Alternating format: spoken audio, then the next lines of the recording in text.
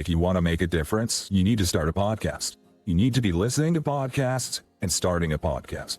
There's an outdated saying, or where it's the man in the arena. The man in the arena, that was fine 100 years ago. And now it's the man in the studio. The man in the studio is the one reshaping the world, or he's going to die trying, essentially. I just think there's consequences of the retardation. Like, that's the only thing that's changed, is that it's been super retarded for a long time, but people really haven't had an issue with it being retarded because it's been relatively comfortable. But nothing that we're seeing today is new. The TV lying to you, people on the internet lying to you, people lying in general, people having strange opinions about things that don't matter. None of it's new. None of it's, you know, there hasn't been much innovation in retardation, in my opinion. It's been stagnant. This is just another example of how fiat ruins everything. What the fuck happened in 1971? Well, innovation in retardation is one of the things that stopped going up in 1971. So we need a retardation on a hard money standard, on a Bitcoin standard. That's what statism is at the end of the day, is it's trying to wield this vehicle of violence to control other people's behavior.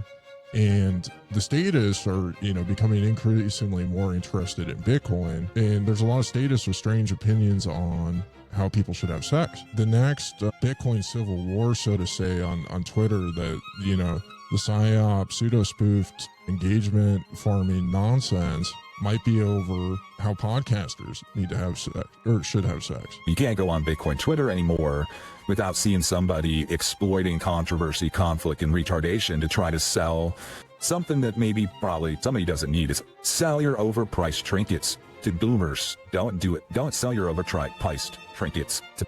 I think we can make a sizable difference. I mean, this is like the exciting thing that Bitcoin teaches people, is that you can be an active player in your life. You can be an active participant in the world, that you can go out there and just do things, that you don't have to sit around for permission from some guy that went to Epstein Island. Like, you can choose what you want to do, pursue it, and actually fight for it. And you have the tools to be able to actually engage in the fight and be successful in it. I really enjoy it. Like, I want nothing more than people to send me hate mail. To boil it all down, I just want to tell the truth in a way that people can identify with maybe a little bit better.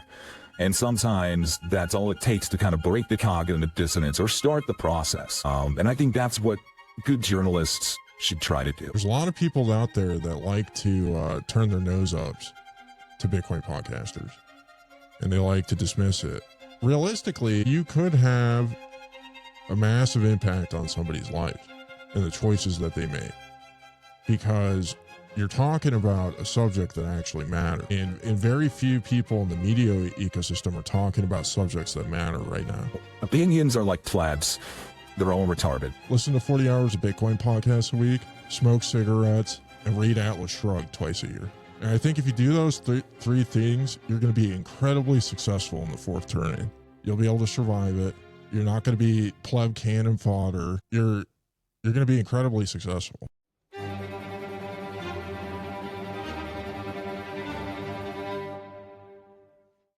Is that still active? I know the account hasn't been, the vibes haven't just been quite as high the past month or two. I'm wondering what happened.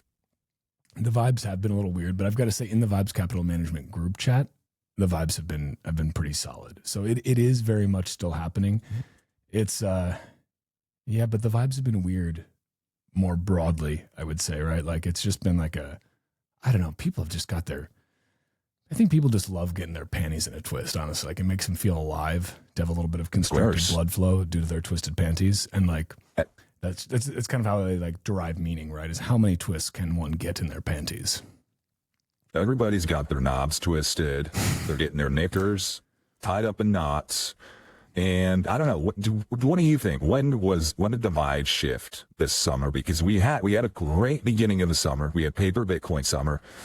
And then everything just kind of flatlined. We had a plateau with the vibes capital management way less active on the timeline, but it sounds like they were active in the group chats. And that's what it seems like to me, is that right now, all the good alpha, all the good content is actually in the group chats. It's not on the timeline. And the timeline is just full of nothing burgers and failed announcements. And announcements of announcements that have also failed. You know, I think the vibe shifted when everybody started calling everybody else pedos. Like that was probably like, for me, that was when it was like, okay, like we're at that stage where it's like, I disagree with you, so you are a pedo, however they spell it in the UK. Because I think what else do they call them over there? Is it a nonce? Is that the word for it? Which is like funny from like a Bitcoin perspective, because, you know, we have like nonces in the technical sense, and in the UK they've got them in the pervert sense. So like that's kind of neat. I refuse to speak British. I won't do it either. I speak American, thank you very much. Exactly. I mean, my last name, I literally legally changed it to America. It used to be Walker, England, but I was told that saying the word England was actually hate speech in the United Kingdom. So I had to change it for legal reasons. And then I was like, well, I'll just make it America. I'm not going to let you colonize my name, you sons of bitches. I wonder, you know, we talked about this a little bit before we went live, but you have a very seductive podcast voice. Like I think between your modeling career and your voice, we haven't had a good Marlboro cowboy in decades. And it sounds like you smoke Marlboros. You have that gritty, seductive Marlboro voice. Have you reached out to them? Has there been any conversation about being the next Marlboro cowboy, the Marlboro Man? I would start smoking Marbs again. I know I was a Marb Lite kind of guy, right? Just because you can run through a pack of them without breaking a sweat, right? But I would probably start smoking Marbs again, just, you know, if they sponsored me. Because like you as a Bitcoin podcast, you have to go above and beyond for your sponsors. So if they were like, we need you, you know, down in a pack per podcast, I'd be like, yeah, I'll do that. I would ideally, you know who my ideal sponsor is? Well, it'd probably be the cool, refreshing taste of a fine Pilsner beer, Miller Lite. You know, I mean, that's just an American beer. You know, I heard you talented well. I heard you talented well that you were looking. Did you get that? Is that your free pallet of Miller Lite? Did it come through? Or are you still hoping for that to come through? I wish. I'm still hoping for it to come through, but I did get a box of Peony Lane wine from Ben Justman, or as I like to say, Peon My Lane wine. Peon My Lane wine. What's the difference between a chickpea and a garbanzo bean? I've never had a garbanzo bean on my face. I've never made a chickpea. There you go. If Ben Justman is listening right now, you are welcome for the very appropriate advertising. Feel free to use that in all of your next infomercials. Do they still do infomercials? Actually, I haven't watched like quote cable TV in so long. Is that still a thing? I think we need to bring it back. I think like for Bitcoin, maybe. Yeah, the hardware wallet infomercials, the paper Bitcoin infomercials. It's if there's one thing that boomers, this is how we get the wealth out of the hands of the boomers. If there's one thing that boomers want, it's infomercials. Like they're bored, they're sitting in their retirement homes, their grandkids aren't calling them. You can only watch so much network news and sports ball. They're going to get tired of it, and they're going to want to figure out what to do with their time. Besides that, and infomercials are a great release for them. And if we hit them with Bitcoin infomercials, it'll be awesome. We've got to like package it in a way that makes like, I remember all those infomercials. Like I think even South Park did an episode on this, like with all the, you know, like repurposed Indian gold and stuff. And this, like, it's a great episode. But like, we got to find some way to really boomerize Bitcoin a little bit, you know, like I think it has to be physical. Like you've almost got to give them like a coin and say like one of those Casasius coins, you know, but with like a couple sats on it now.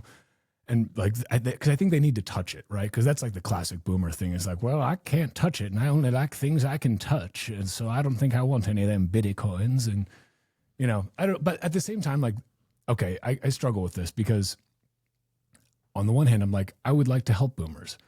On the other hand, I'm like, oh, you've been helped pretty well by the last like 50 years of monetary policy, and like, you know, you bought your house for 2 raspberries and I have to sell my second born child because I wouldn't sell my first, obviously, but I have to sell my second born to, buy a home. Don't have him yet, but he's already promised just to the bank, and the wife made a fuss about it, but it's like, honey, you want a home or do you want to have that child? And the bank will raise him well. They will teach him to be a banker. But yeah, I digress. I don't even remember what I was talking about before. Well, it started. No, I think that's a great idea. And I think the info, like think about QVC, like how many boomers spend, you got two types of boomers. You got the boomers who want to spend all their Social Security at the slot machines in Vegas. We saw those at the Bitcoin conference, right? And you got the other type of boomer who they want to sit in their couch or on their lazy boy at home, and they want to watch QVC and just buy crap that that they see for sale on QVC. So why don't we? This is my solution. Why don't we set up Strike and have their Social Security checks sent straight to their Strike wallet, converted to Bitcoin? And then on QVC, you just put up a lightning invoice, and then you can get, your precious moment trinkets. You can get some new, expensive decorations for your Christmas tree, because boomers love the war on Christmas. They act like they get angry about it, but they love to be consumers to support a cause. And I think if we bring and make it possible for Bitcoin or for boomers to spend their Bitcoin as consumers for a cause, I think that is how we can really, kickstart the medium of exchange, habit. We need to get those consumer spending habits, and I think it starts with the boomers. I think that's a kind of really brilliant. Like, this is how we orange pill the next wave. It's about QVC, but for Bitcoin. I think it's pretty brilliant. And, again, these things are people love the nostalgia of these things, right? It's like, oh, like this is hearkening back to a simpler time, right? Maybe it was a less retarded time. It was probably just as equally retarded, but like in retrospect, maybe everything, I don't know. In retrospect, do things seem more retarded or less, would you say? I think it's about the same personally. And yeah. I just think there's consequences of the retardation. Like, that's the only thing that's changed, is that it's been super retarded for a long time, but people really haven't had an issue with it being retarded because it's been relatively comfortable. But nothing that we're seeing today is new. The TV lying to you, people on the internet lying to you, people lying in general, people having strange opinions about things that don't matter. None of it's new. None of it's, there hasn't been much innovation and retardation, in my opinion. It's been stagnant, and I think it's an improper, framing to see. It's just, things are falling apart, and there's consequences to it. Like, this is why when things are comfortable, it's important to have standards. Because you get to places like this because nonsense is put up with it, or people just put up with it in general. And this is why this is just another example of how fiat ruins everything. What the fuck happened in 1971? Well, innovation and retardation is one of the things that stopped going up in 1971. So we need a retardation on a hard money standard, on a Bitcoin standard, because right now it's just very. Michael Saylor likes to say it's not thermodynamically sound. It means there is like energy leak in the system. So everybody is just trying to monetize conflict and monetize retardation, to sell some swag, to sell some merch, to sell a hardware wallet, whatever it is, to sell a node. And that's just what's happening now. Like, it's infected the Bitcoin ecosystem. You can't go on Bitcoin Twitter anymore without seeing somebody exploiting controversy, conflict, and retardation to try to sell, something that probably somebody doesn't need. Is sell your overpriced trinkets to boomers. Don't do it. Don't sell your overpriced trinkets to. I think that's really the takeaway message here, is that we should be exploiting the boomer class and extracting as much wealth from them as possible, not exploiting our fellow plebs and extracting wealth from them. It's like, this needs to be a concerted effort of wealth extraction from the boomers. Otherwise, we're just, what are we doing? We're playing right into the boomers' hands. This is what they want, is to extract value from, for us to extract it from each other. When in reality, like, we don't need a circular value extraction economy amongst ourselves. We need a drain the value from the teats of the boomers, those, engorged teats of those boomers filled with all that fiat. We need to be sucking as much value out of there as possible. And yes, that teat may be toxic, but you know what? We convert it to the hardest money that's ever existed. And then it's okay. It's been neutralized. It's been sterilized. It's been made palatable, really. It's, it's turning that dirty swamp water into potable water. And I think that's what we really have to, or into a fine, ice cold, refreshing, fine Pilsner beer known as a Miller Lite. That's what I'd like to see. Yeah, I think there's a negative connotation with the word extraction, which I don't think is fair, and I think it's important. Like you can, and there's a negative connotation with the word exploit, but you have to identify who has the money, and you have to provide value to them. And I think the key is to do it honestly. Like we don't have to all go out there and spam all these ignorant boomers with calls like, hey, I'm your nephew or grandchild in jail, like send us all your Bitcoin or whatever so that we can get out. Like that's dishonest. I think it's important not to I agree. It's not helpful to be misleading, because that type of behavior just leads to degeneracy and nonsense. But like, you're identifying what the boomers want. They like bingo, they like slot machines, they like infomercials, they like postcards. Postcards is a really great strategy. Bumper stickers. They like stamps, virtuous stamps, for stamps.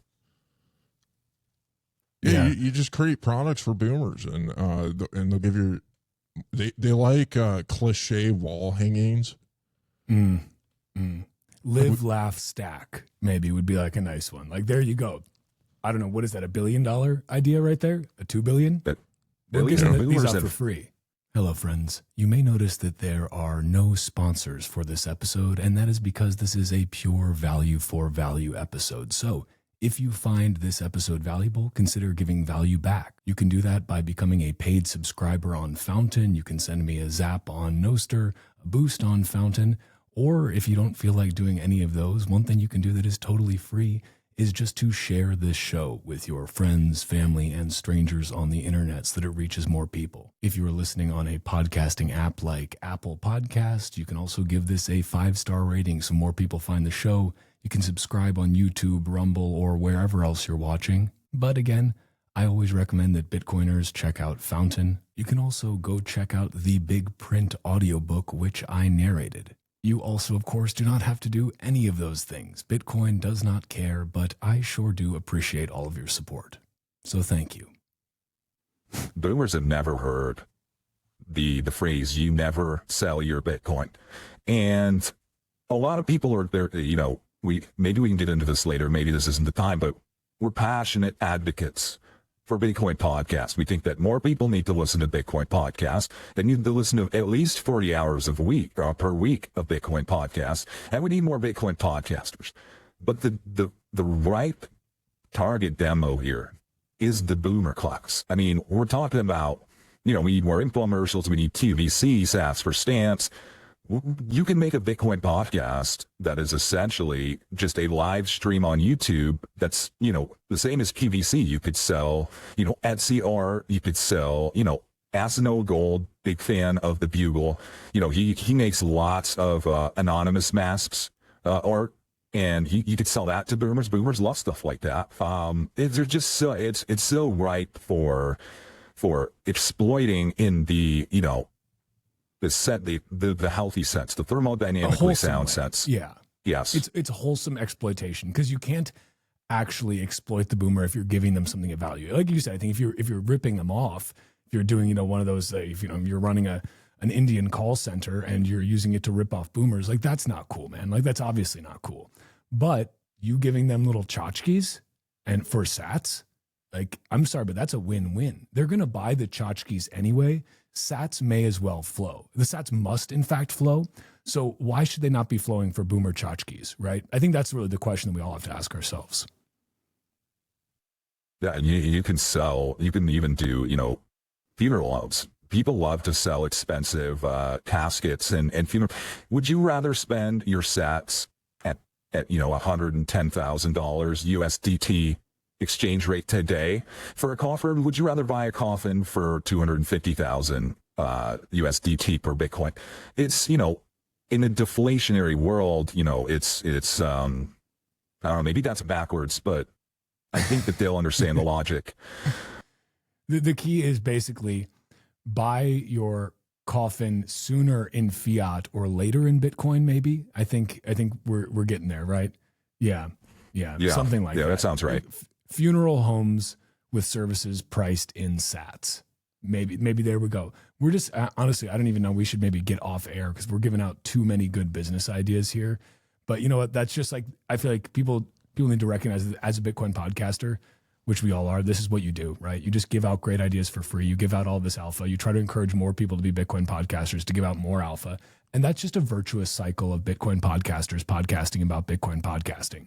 And I think that more people need to get into that virtuous cycle because that is the true, a creative circular economy that we need to build. Is just everyone's a Bitcoin podcaster, basically. And once we kind of reach that, I feel like the world just gets a whole lot better. Like imagine a world on a Bitcoin podcaster standard. What does it look like? Well, I bet it looks pretty damn sweet. Pretty damn sweet. I think we need to give these guys as many business ideas as possible so they quit smoking weed and get off the couch and stop arguing with each other about nonsense. There's a lot more productive things to do than being grumpy and being stuck. I say amen to that. And there is a lot of just general grumpiness. I don't even, do we even want to say the word that starts with a silent K on this show? Or do we just want to avoid it entirely? Do we want to talk about it by not talking about it? I guess is what I'm asking. Or do we want to just not talk about it by not talking about it? It's hard to avoid because hard forks are quote unquote all the rage right now. And there's a lot. There's all kinds. There's drama over. There's all this meta drama that surrounds the main drama, right? Like you've got whose girlfriend is reporting this news? Who are our journalists allowed to have sex? Are poor dad is allowed to have sex? Are people allowed to pee in your mempool? Do you have to? There's so much meta drama here that I think we could talk about all of it without actually having to say the word. If for every time we need to every time somebody accidentally says the word, you need to instead of getting to have a drink or rip a nice Marlboro grit, you can't do that for at least the next couple minutes. You know, so how about that? We need yeah. You have to add 1 hour to your podcast listening for the next week. Well, see, no, that's also a positive thing, right? Like I'm just going to be saying the word all the time, but we'll let people. Pardon me, let them come up with their own punishments. But actually, so maybe a good place to start, just speaking of sex, is somebody asked the question, which I thought was really fair. Let me find it here. Why are Bitcoin podcasters allowed to have sex, but not Bitcoin developers? Discuss. Or is the answer self-evident? You know? Well, personally, I believe that core devs should be allowed to have sex. Podcasters and core devs should both be allowed to have sex. It's not me that has these hypocritical rules for others. It's other people. It is the quote unquote silent K side of the group. They don't believe that core devs should be allowed to have sex. But I know that Richard, you kind of covered this topic in the emergency spaces last night. Like what was the vibe last night about this topic? Can I also just say I was literally as I'm about to head to bed after a long night of editing Bitcoin podcasts. People don't realize that you burn the midnight oil when you're a Bitcoin podcaster. Wife and child are peacefully asleep. You're up for another several hours, just Bitcoin podcasting stuff all around. And I saw this space pop up right as I was about to brush my teeth. And I was like, I want to join it so badly. But if I do, then I won't sleep for several hours. So I hope I missed it. And I want to apologize for that because I should have, it's like the triangle of choices that you can make. It's do you Bitcoin podcast? Do you sleep? Or do you listen to Bitcoin podcasts? And you can only pick 2 out of those 3, right? So I should have gone with make Bitcoin podcast, listen to Bitcoin podcast, get rid of sleep. But I made the wrong choice and I want to apologize. Well, I had the same dilemma last night, and I think I might have made the wrong choice by having the space instead of making Bitcoin podcasts. I've got some editing backlog that I need to work through. Technically, the space was a Bitcoin podcast, though, actually. So, sure.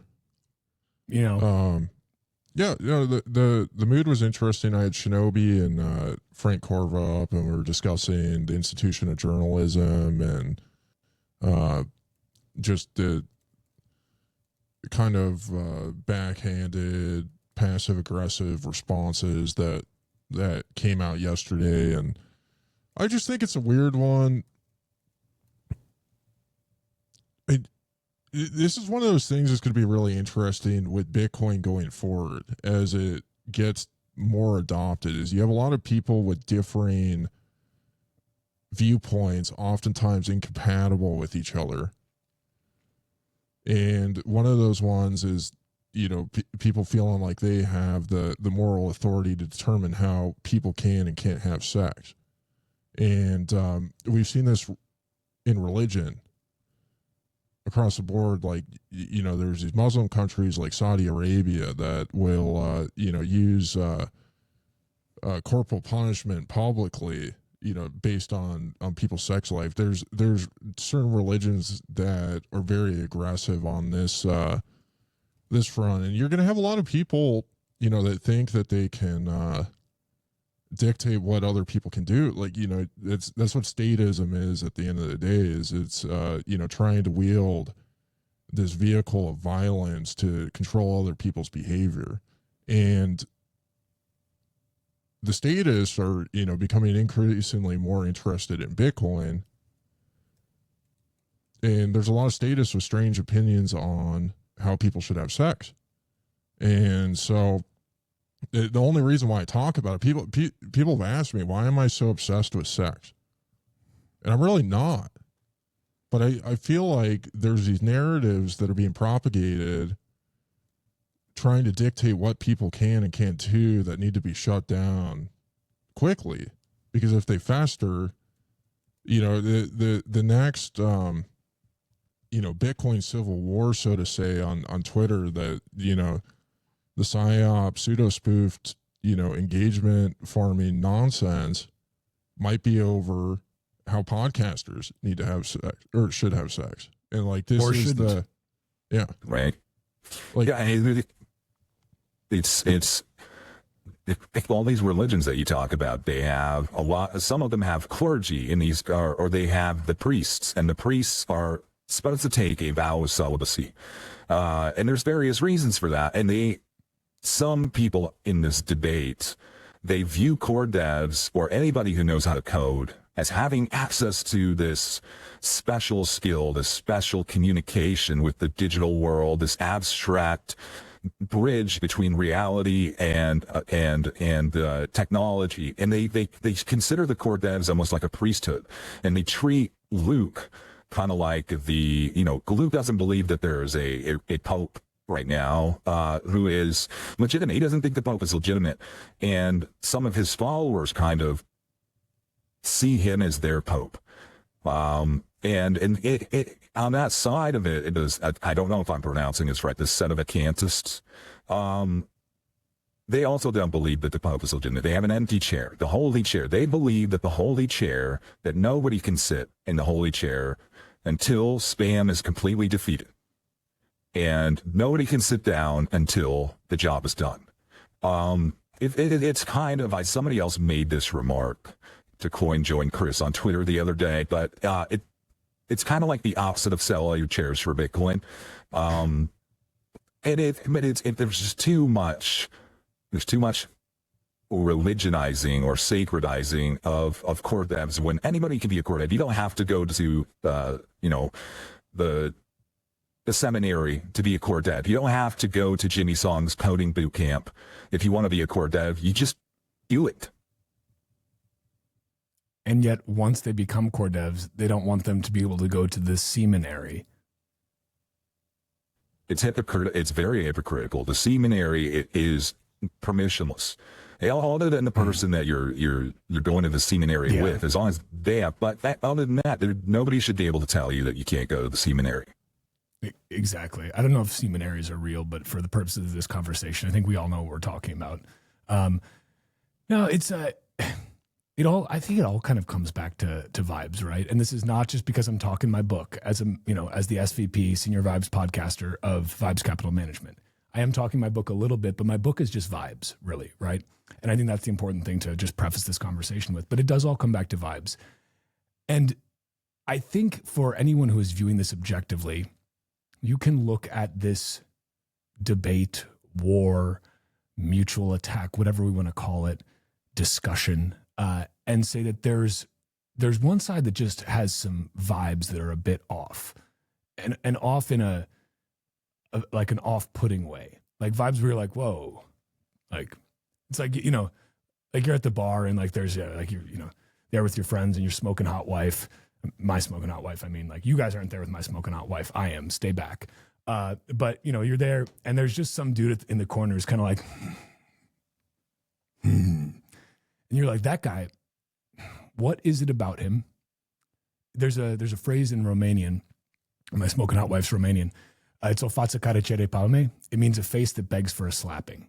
And to be clear, I'm not advocating for violence here, but I will use words that could be viewed as violent by some liberals, which is that some people's opinions just beg for a slapping because they're just, everybody's entitled to your opinion, right?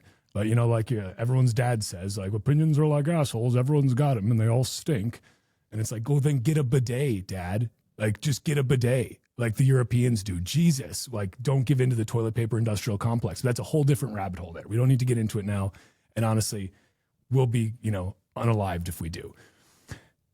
But the moral of the story here is I think that it's very clear that a certain group of people, I'll leave it up to the listener to decide which group that is, has vibes that are bad right now. And I'm not saying the other side has these impeccable, perfect vibes. It's not what I'm saying. Just that objectively looking at this from a vibes-based assessment, again, it's what I know. It's what I do at Vibes Capital Management. The vibes are bad. The vibes are bad. And I don't feel the need to elaborate on why they're bad any further. Like you either sense the bad vibes or you don't, right? Like it's like right. If you don't believe me or don't get it, I don't have time to explain it to you. Sorry. Like, yeah, the saying that your dad has about opinions, Shinobi he told me a really good one. It's kind of an updated version. It's, opinions are like plebs. They're all retarded. That's much better. I'm going to tell my dad that. He's going to love it. Yeah, I think what we've seen over and over, just watching the general psyop industrial complex, is the people with the bad vibes tend to have the most voice in our culture and society because they're the most active. They're the most mobilized. The people with the good vibes don't feel like it's necessary to do as much work. They're not going to be yelling at people on social media, trying to skew perspectives. And so I think it's really important to be cognizant of people with bad vibes, and question their agendas. I think some of them are just cannon fodder. And I think some of them might actually either, just be opportunists or actually malicious in some way, trying to drive an agenda. And, nobody wants to hang out with people with bad vibes. And you see this happen over and over in social groups where oftentimes there's people that tolerate the person with the bad vibes. They get invited to the party over and over again, even though that they're annoying, and they'll lecture you about something you don't care about. And for whatever reason, but then the second that somebody stands up and says, hey, you suck, you've got bad vibes, the whole crowd turns on them. And the vibe check is very, very effective.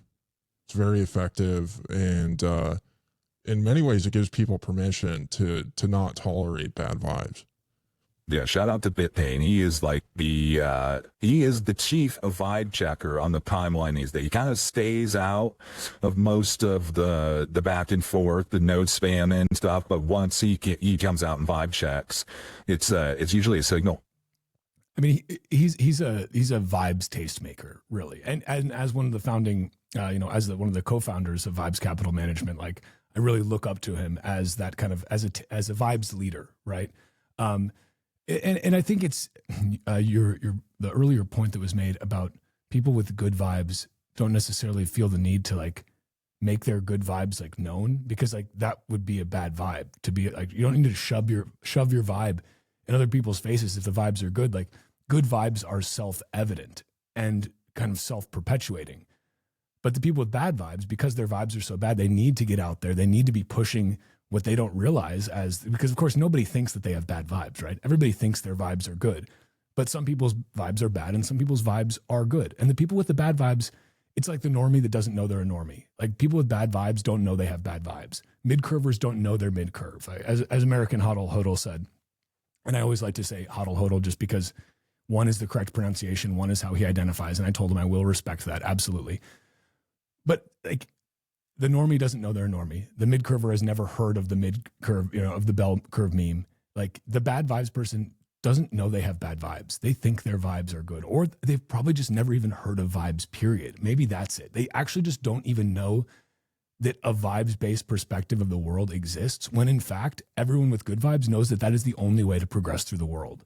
And so you almost feel bad for these people because it's like it's like they're colorblind, but they don't know it. And they wouldn't even if you told them they were colorblind, they wouldn't even know what a color is. They can't even conceptualize of what they are blind to because they literally have no way of knowing it. Like you're vibes blind, basically. Did we just coin a new term, vibes blind? I think we did. Vibe blind. Yeah, it's and a lot of people have heard of vibes, but they don't understand them. And it's kind of like the comparison I would make would be like the guy who wears "This is what a male feminist looks like" t-shirt, and he goes to the bar and he's telling women, he's like, "I am a male feminist. I stand for women's rights." And if you really were an ally to women, if you were out there making your note available for women to use in a safe and secure manner, you don't have to tell them. You don't have to advertise good vibes. Good vibe, like you said it correctly. Good vibes are self-evident, and kind of anybody who comes in your into your sphere, into your gravitational pull, will sense those good vibes, or they won't. And you also can't if you accuse them, or if you are accused of having bad vibes, there's no defense against it, because vibes are it's an instinctual thing. You feel the vibe in your gut, and it's either good or bad. And some people are better at trusting their gut, or being able to, parse signal from noise when it comes to their instincts. But at the end of the day, one of the easiest ones to sense is the vibe. You feel it in your gut and you know it pretty instinctually. Yeah, it really is. Like, I wondered that I would love to see a study as to how vibes-based assessments can actually be traced back to the microbiome of the gut. And I did hear that RFK Jr. is working on this. It is part of kind of his Maha movement, is really tracing that, those vibes-based assessment and the creation of good vibes back to the microbiome of the gut.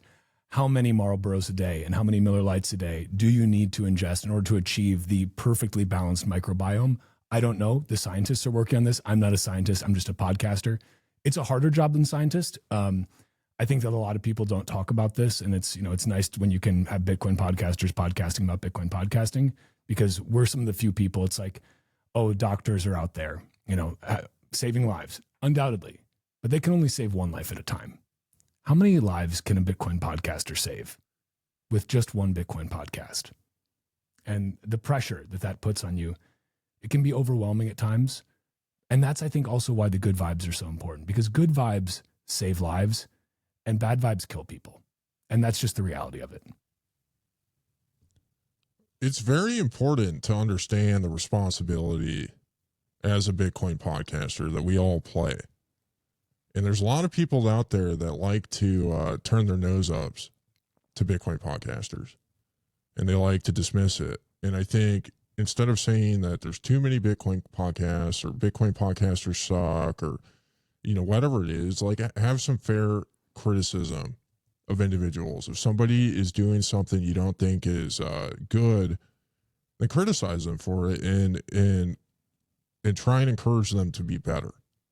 Because realistically, you could have a massive impact on somebody's life and the choices that they make, because you're talking about a subject that actually matters. And very few people in the media ecosystem are talking about subjects that matter right now. Very, very few.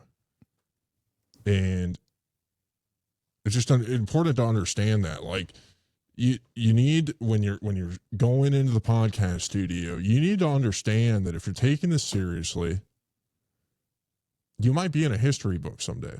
The children in the Citadel schools might be reading about you like they read about the founding fathers. Like, it's not, do you want to be a Benedict Arnold type person? Or do you want to be... Oh, sorry. Now here I am cutting off a fellow Bitcoin podcaster. 1,000 pardons, sir. Continue.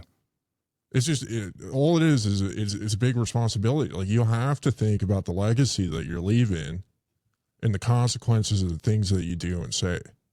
It's a absolutely massive responsibility that we've undertaken by engaging in the media world. Yeah, Peter McCormack changed my life. Like, him and Guy Swan, literally, those were the two Bitcoin podcasts that I started out with, because, as an American, you like listening to a British person, because just of that, like, you have a little bit of that colonial mentality still, where you think they're automatically smarter than you. And then once you meet enough British people, you realize, oh no, okay, I see what's really happening here. But Peter's different, but look at Peter. He's gone from Bitcoin podcaster to now Bitcoin Batman to maybe saving England. So, don't tell me that Bitcoin podcasters can't change the world, because I'm watching it happen every single day, and it's beautiful. Yes, and Peter is I agree with you.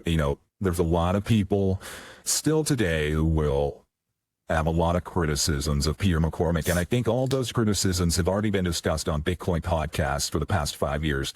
But no Bitcoin podcaster is perfect. Everybody is going to make mistakes, but what he did do is he is the platonic ideal of a good Bitcoin podcaster is someone with a child's mind. Peter approached every episode, every interview like a fresh noob. He doesn't understand exploits. He doesn't understand how to run a node. I don't think he could ever figure out how to open and balance a Lightning channel. And people criticize him for things like that, but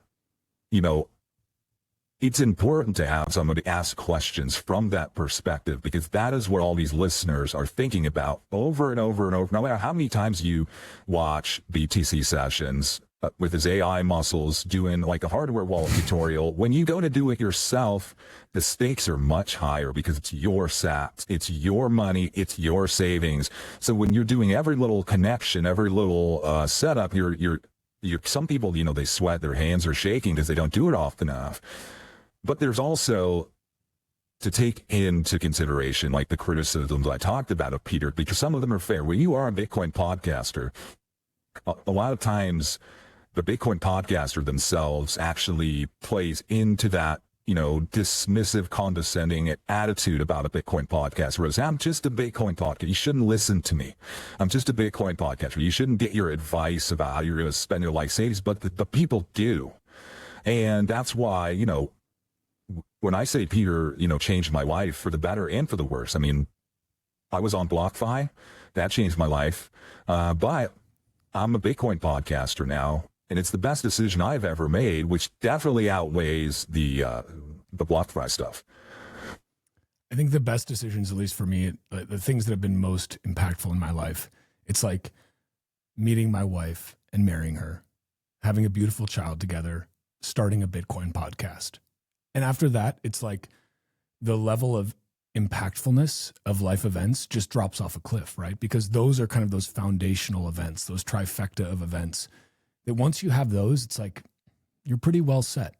Like directionally, your life is on the right track. And I think it's a very important thing about I think about this a lot. You don't want to fuck over your fellow plebs, right? Because every Bitcoin podcaster, most of us anyway, we're once plebs, and we still are plebs. And, this is why I start off every episode with a pre-recorded version of me saying greetings and salutations, my fellow plebs. because like we all start from there. Maybe there's a couple of us who didn't, but okay, by and large, we all start from there. And the last thing you ever want to do is to screw over your fellow plebs. You don't want to fuck them over. You don't want to screw over the people who have put their trust in you, who give you part of their absolutely scarce 40 hours per week. They're giving you a piece of that. I mean, 40 hours per week, that's more scarce than Bitcoin in many ways. Because what does it come down to? That's a piece of your life. And your life is certainly more scarce than Bitcoin. Furthermore, your life is necessarily an unknown scarcity. We cannot know when we will die, but we know that we will. We could die tomorrow. We could die during a Bitcoin podcast. Knock on wood. Let's pray we don't, right? Live to podcast another day. But the important thing is that when somebody gives you part of their 40 hours per week, they're giving you part of their life. They're giving you part of their absolutely scarce time that they do not know exactly how much of it they have, but they're giving part of it to you. What will you do with that responsibility? I think it's incumbent on us as Bitcoin podcasters to make sure that they are giving us value in the form of their time and attention. We need to make sure we give that value back. And then so that they in turn give more value back to us in the form of sats, which is also an expression of their life, time, work, etc.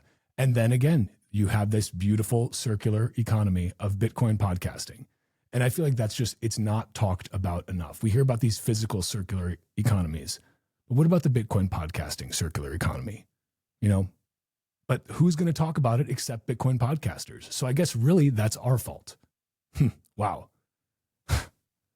Just got myself there. Yeah, I think you're a wonderful example, Walker. You've got a hot wife that likes Bitcoin. You got great hair, got a great sounding voice. You've got a good lighting setup. Take me to dinner first. Come on. You hang out with Bitcoin podcasters quite a bit. And the world needs good examples. You can just start a Bitcoin podcast too. That's what I try to remind people. It's like, it has never been more accessible to become your own media empire. And that empire doesn't have to be huge. You can create an empire of just a few people who are listening to you.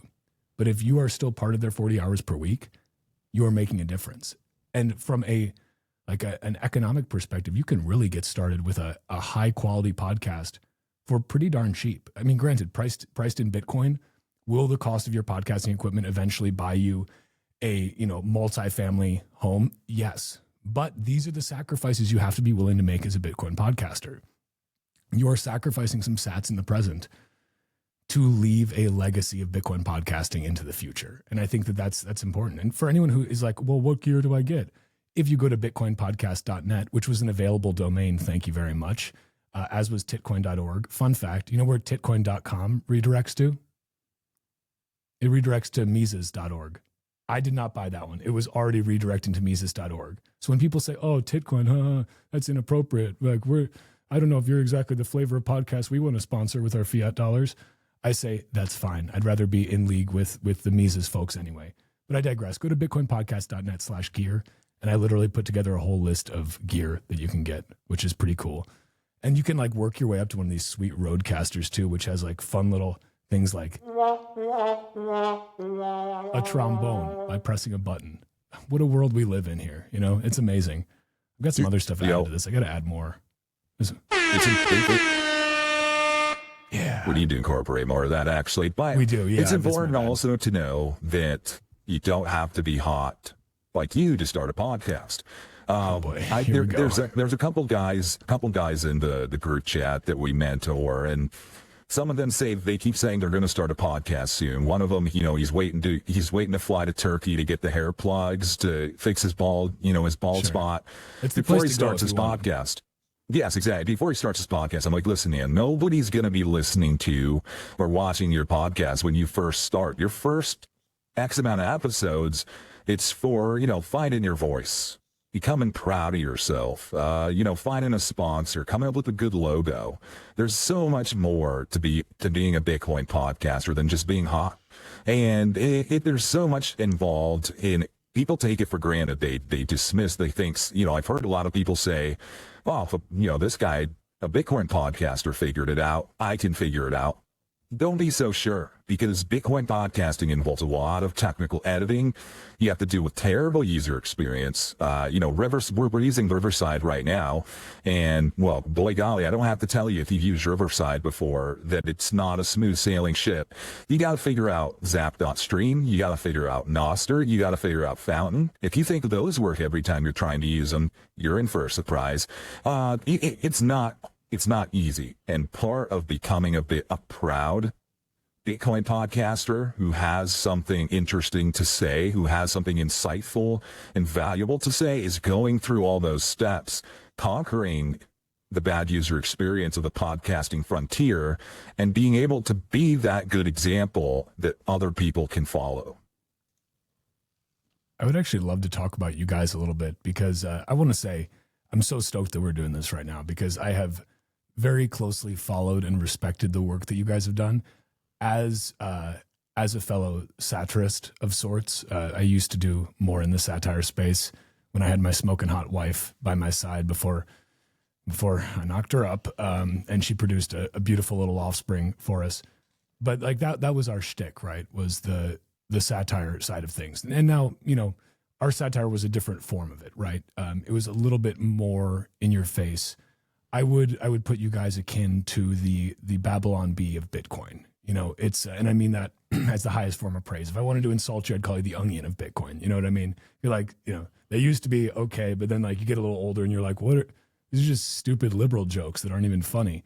Like that's kind of what like I feel like the onion still has a chance, right? But like for now, it's just like ha ha ha. That's like it's fine. It's like the left can't meme, right?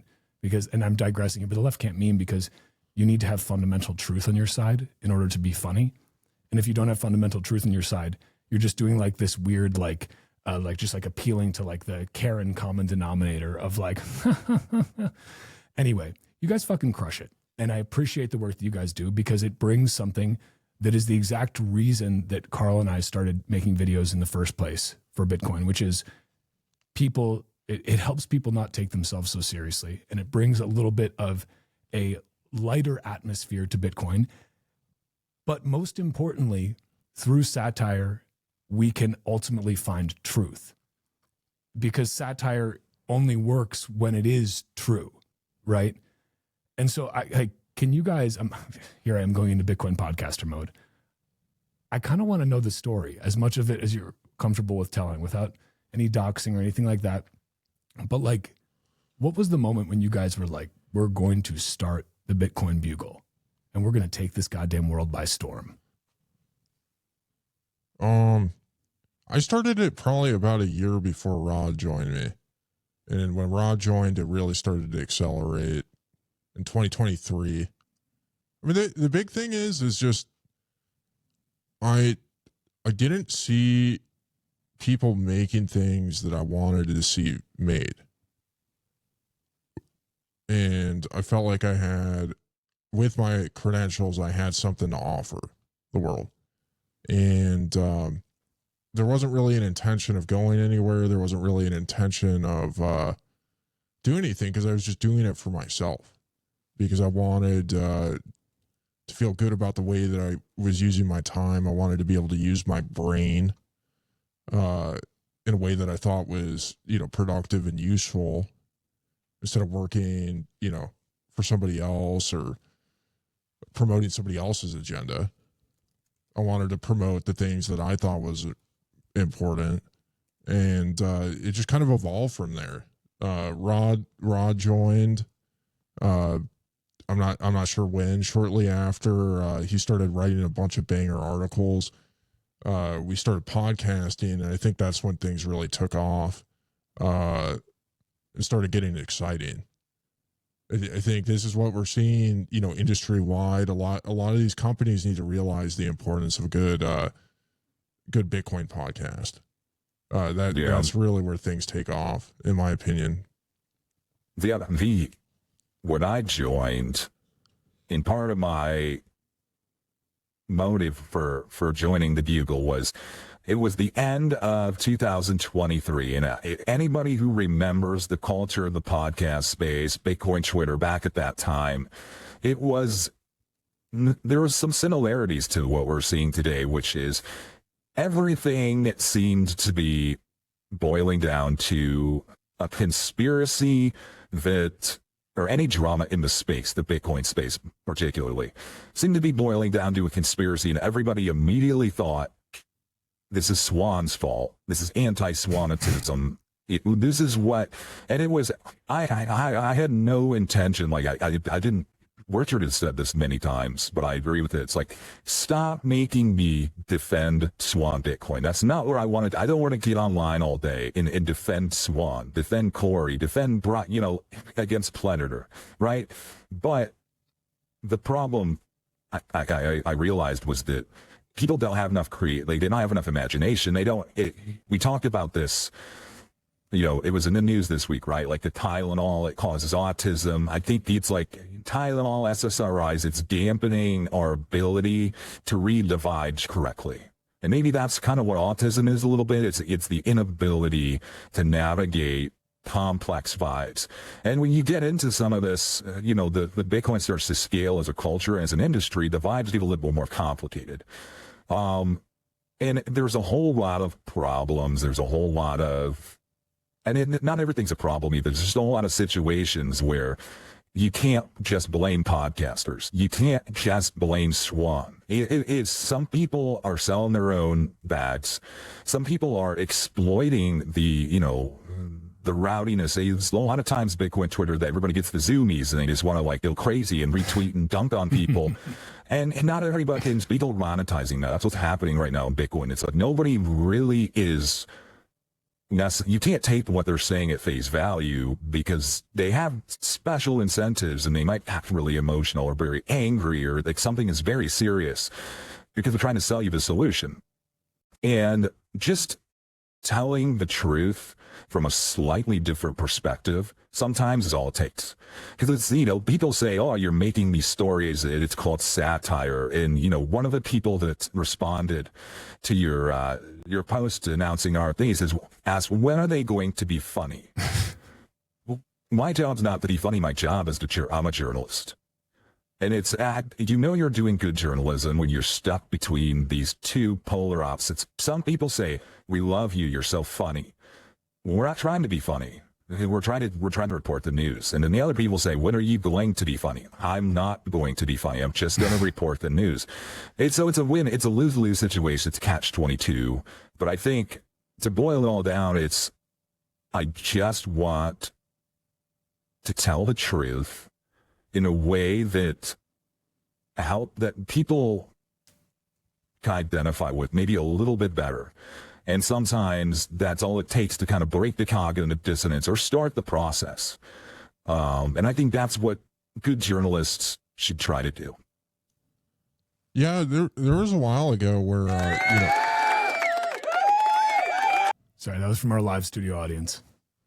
There was a while ago where Predator, was throwing some backhanded insults at us, talking about wanting to do a comedy show. And, when people get grumpy and they criticize us, I enjoy it. I really enjoy it. Like, I want nothing more than people to receive hate mail, or to send me hate mail. Like, I think there's somewhere on our website that says, like, if you have, like, complaints, send it to, this email address. And I don't think anybody's taken us up on that except for maybe BitDeer one time didn't like a story that we did. They had their PR firm send us a notice. But other than that...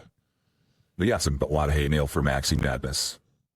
But they posted it on Twitter. They didn't send it the email. Like, I want it to be more personal, and I want it to be well thought out. But you guys need a PO box so people can let's get back to good old fashioned physical hate mail, and not just that, but like real crazy psycho stuff, like people taking cutting apart bits of magazines and kind of paper macheing together a really really creepy letter to you guys, and stealing with putting some hair in there, but it's goat hair, and it's like, what does that mean? And like get creative with your hate mail. It's that too much to ask? Apparently it is, but because people aren't willing to put in the proof of work is what it comes down to. Yeah, I just think where I'm coming from is I'm doing this for myself. I think Rod's doing it for himself too. We're trying to find good ways to use our scarce time. We both enjoy this. We both think it's a good use of our time. That's our agenda. And I think that's unusual for people, and they don't understand it.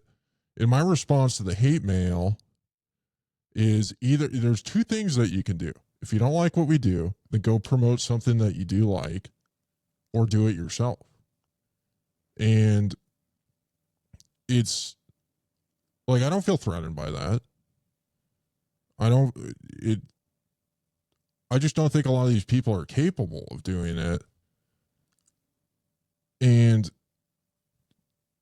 I enjoy watching people get grumpy by credentialed journalists and, trying to assume there's this guy, what's his name, Rod, that's been really grumpy with you, the monk guy.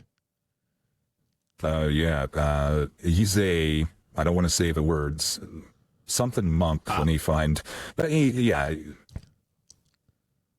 it a silent K word or is it okay. I love it. I hope he keeps on sending the hate mail, but I like to encourage him to do something. Go start a podcast. Go do some sort of thing that's creative. Write comic books or, whatever it is. Make birdhouses. Like, you use your time in a way. If you think that Rod sucks and can't be trusted, then do something productive and put your signal out there, and hopefully use your brain in the process. Like, I think that's kind of one of my missions and goals, because when I look around at our culture, I see the open mouth thumbnails. I see people either being for or against Taylor Swift. I think both are, I understand why people like Taylor Swift. I think the anti-Taylor Swift crowd's kind of interesting. I see a lot of people, kind of latching onto these teams and attacking the other team with their team, and but they're not really doing a lot. They're sitting in the peanut gallery, just like throwing mud. And I find it uninspiring. I find it really uninspiring and uninteresting. And my hope is that, if anything, we can inspire people to think a little bit better, to make memes better, to be more creative, to be more interesting, to choose where they give their attention a little bit more critically, so that they're consuming things that are more wholesome. Because I think that's ultimately where we get to a good place. Is like, I want good movies. I want really good movies. I don't want to see the same Disney reruns. I don't want to see a live action of everything that was made like 50 years ago. I want to see new and novel ideas and people taking risks and there being an audience that's willing to support people taking risks and trying things that are different. And I think that's the way you change it, is you become the audience for that stuff, which is why I listen to 40 Hours of Bitcoin podcast. Is like, you don't like the CIA dribble that's being shoveled down your throat, telling you to think one way or another way in the mainstream media. Well, if you support the CIA dribble that's being shoved down your throat with uninspiring podcasters like Lex Friedman and, these other guys that just are really lame, then find the stuff that is high signal and promote it. Because those guys, like, we had David Bennett from the Bitcoin and podcast on our show this week, and I really like him. I think he's really high signal.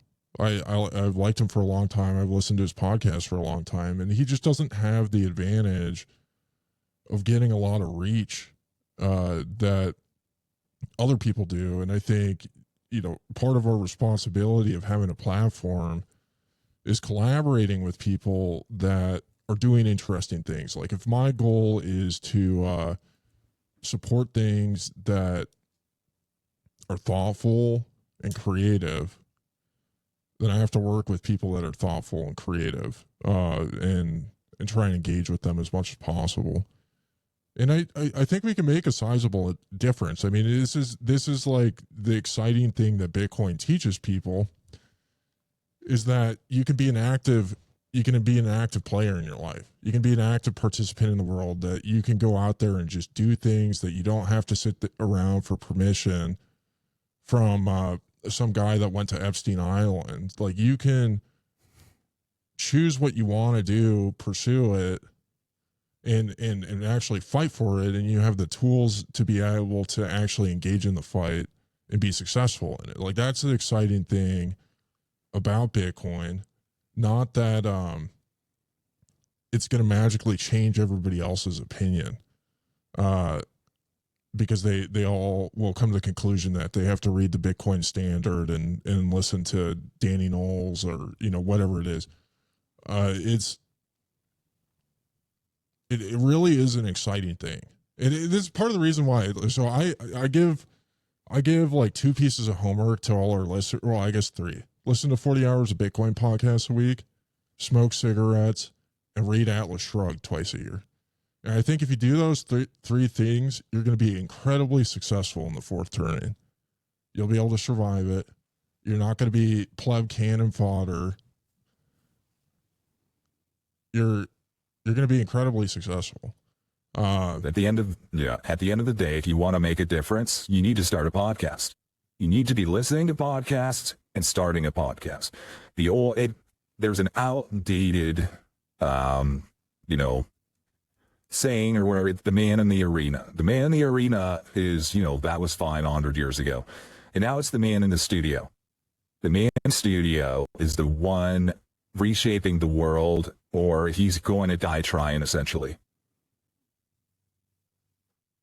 Goddamn, guys. To that, I'd just like to say amen. And thank you to my not sponsor, but maybe someday, Ice Cold Miller Lite. Genuinely, I think that's you just dropped an incredible amount of good vibes and insightfulness. I think that people, when they see content that they view as like being, quote, a joke, they assume it's just like, oh, that's just from the funny men. Those are just the funny men over there. Like, dance, funny man, dance. You make me laugh now, funny man. And people who are not funny, but who only ingest funny things created by other people, don't have any conception of like how actually intelligent you need to be and how much you need to understand something in order to make it funny. Like, making it funny is not, you don't set out like, how do I make this funny? No, it's you're telling the truth in such an obvious way that people may view it as being funny, but that's only because the absurdity doesn't come from the content itself. It comes from the nature of reality around it, right? It comes from the fact that whatever you're talking about is in and of itself so contradictory or so absurd or just so funny that simply stating what it is funny. But again, as you guys said, it's like that's not what you're trying to be. You're just trying to tell the truth.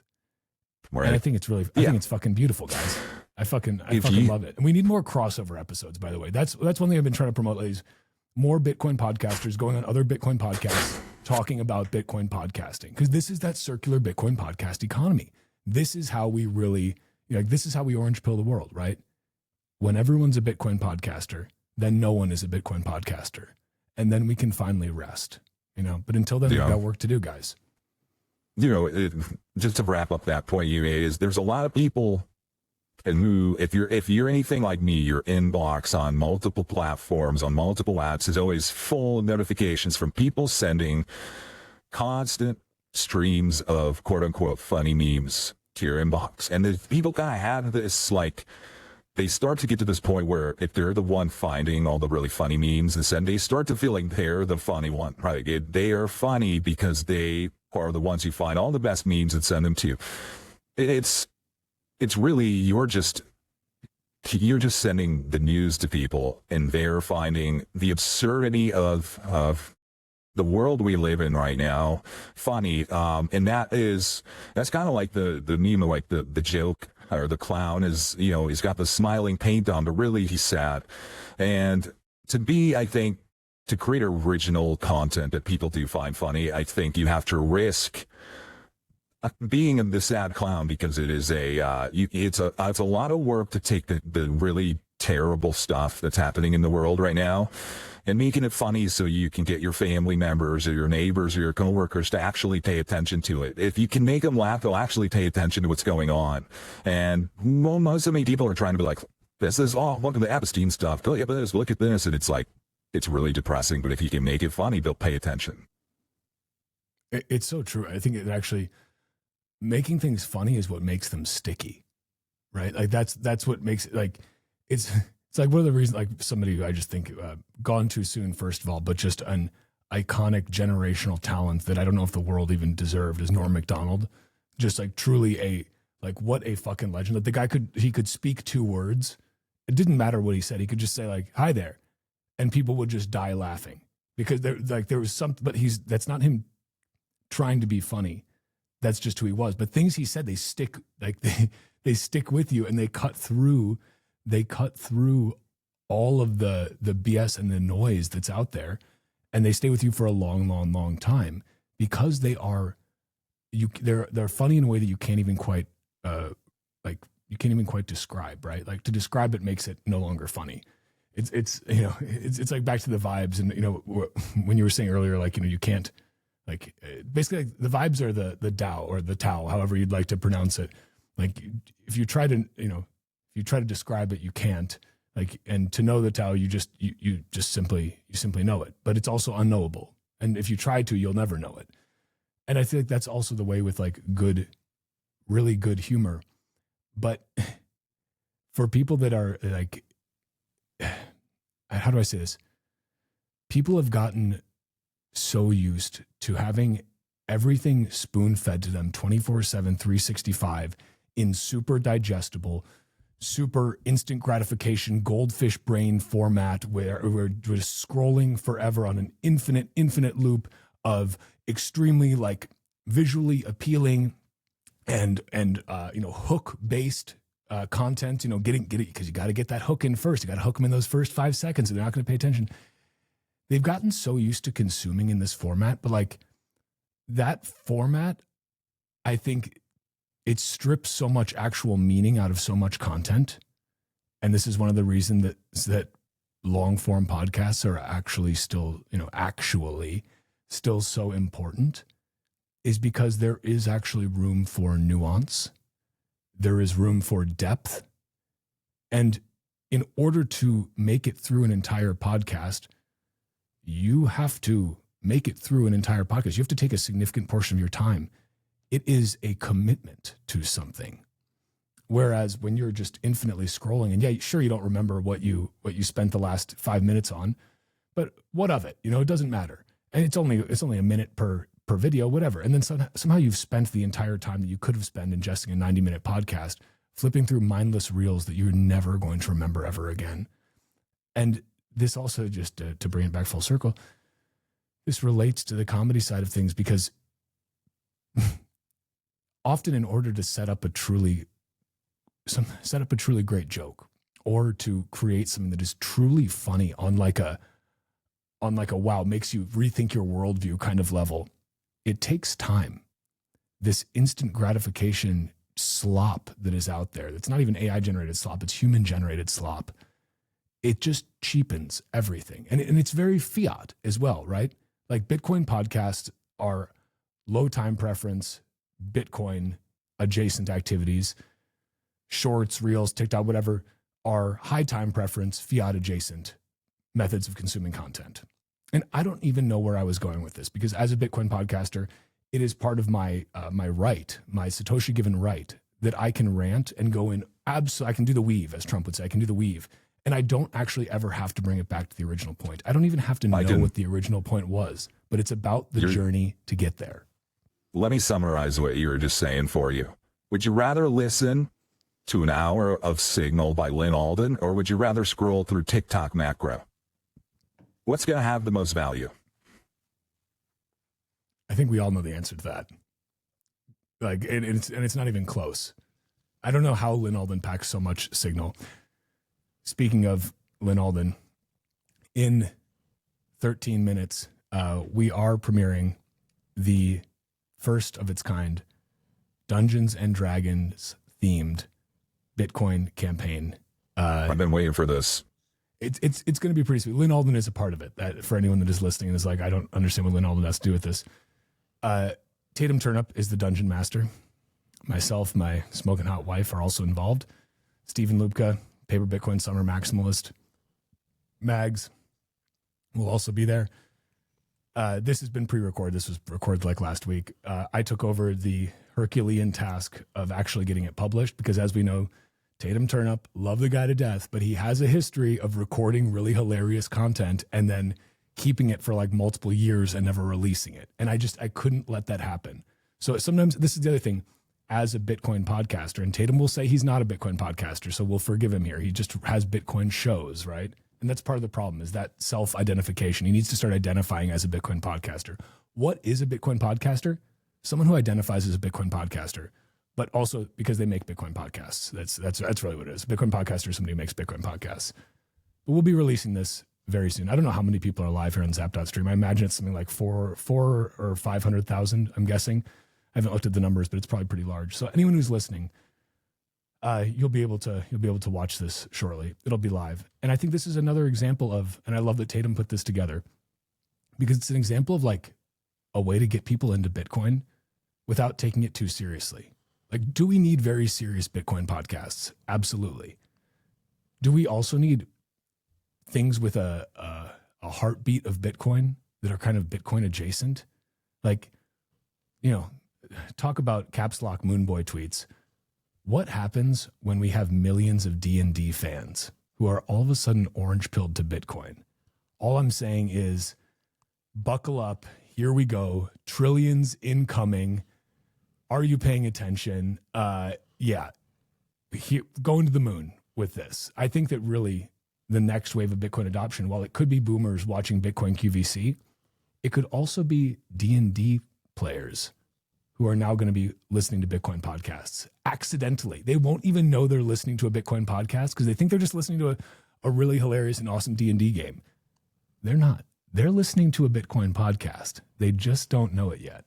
And that's how you get them started. You know, it's the foot in the door, not the door in the face. I'm excited for Bitcoin Comic-Con.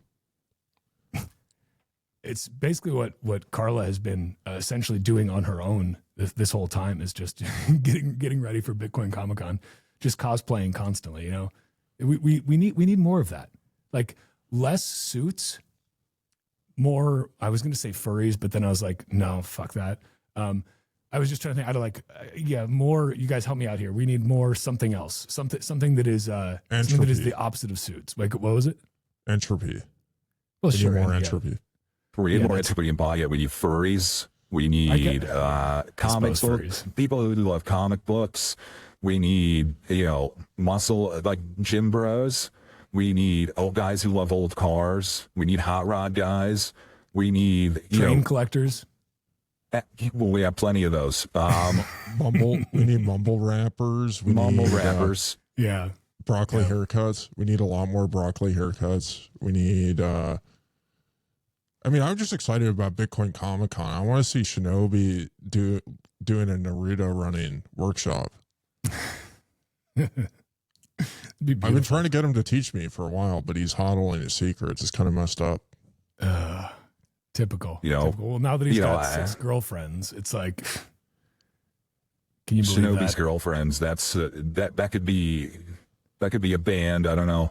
I think you make a good point. Not every podcast has to be like the entire conversation doesn't have to be about the properties of Bitcoin the whole time, right? Like, and it doesn't have to be super. The way I look at it is that Bitcoin podcasts in and of themselves are serious. Bitcoin podcasting is a serious business, but that means that the Bitcoin podcasters don't always have to be serious. You don't have to like go out of your way to be serious. It's already a serious discussion. So just tell the truth. And it doesn't matter what you say as long as you tell the truth. Amen to that. And it's funny, like people may think that we're being very tongue-in-cheek about like everyone should start a Bitcoin podcast. We need more Bitcoin podcasts. I want to clarify for folks who may be confused, because I do often speak in a tongue-in-cheek way. I'm not being tongue-in-cheek here. I'm genuinely being dead serious. I think that if you look at overall podcast distribution, there are so many podcasts. Most podcasts don't make it past, like, I forget what it is. It's like 12 or 13 episodes, something like 80% or 90% of podcasts just stop after that, because it turns out it's hard podcasting. Like, the failure rate is higher than for physical restaurants, which should tell you something, because that's a hard business to run. Podcasting is harder, again, right up there with neurosurgery, I would say. But we have so many TradFi podcasts, so many dog shit, low signal, high noise, just garbage podcasts giving people terrible, terrible information and not financial advice. But it is financial advice because people are taking it as such. Doesn't matter if you say not financial advice. That's what people are taking. Like, okay, whatever. But there's just so much garbage out there. There's so much junk. There's so much noise. There's hundreds and hundreds of podcasts, maybe thousands, that are just about golf. Like, nothing against golf. I like golf as much as the next boomer. But how is it that when we have an open protocol that is the future of money as we know it, that is a paradigm shifting once in a species event, that still has like maybe 100 or so Bitcoin podcasts, like probably under 200 globally. Like, that's insane. That's nothing. So when I say start a Bitcoin podcast, I fucking mean it. I mean it. Because you don't know who you, sir, I'm looking at you right there in my camera lens, who you might appeal to. What specific person hearing your podcast might open up an entire world for them because you said something differently, or because of who you are, because they just stumbled across it and whatever you said resonated with them. You never know. And you can literally change someone's life. I think like my life was literally changed because of Bitcoin podcasts. If it wasn't for Bitcoin podcasts, I wouldn't be here today stacking Bitcoin with a Bitcoin podcast. Like, that's just the reality. So start a Bitcoin podcast, and at least make it past like 10, 12, 15 episodes. Do that for yourself. Make it past where 90% of people fail. Do that for yourself.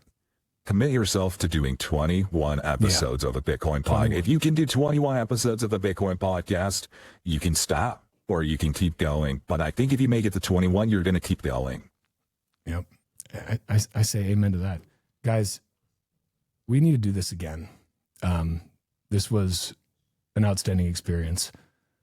I'm glad we finally got to make it happen. But I do have a premiere, a world premiere coming up for this D&D thing, which is, granted, already been recorded, but I do need to be a keyboard warrior in there in the live stream chat saying hilarious things and making little puns. Also, I might get canceled for this, guys, because there are a lot, and I mean a lot of clanker jokes. I mean, like, to the point at which, like, the Tesla Optimus bot is going to, like, beat down my door and be like, what did you say about clankers, motherfucker? And I'll be like, you bulletproof yet? Papa. And he'll be like, no. But he'll already be clanked. But I make a lot of clanker jokes. Some version. We need more clanker jokes. Yeah, well, I think so.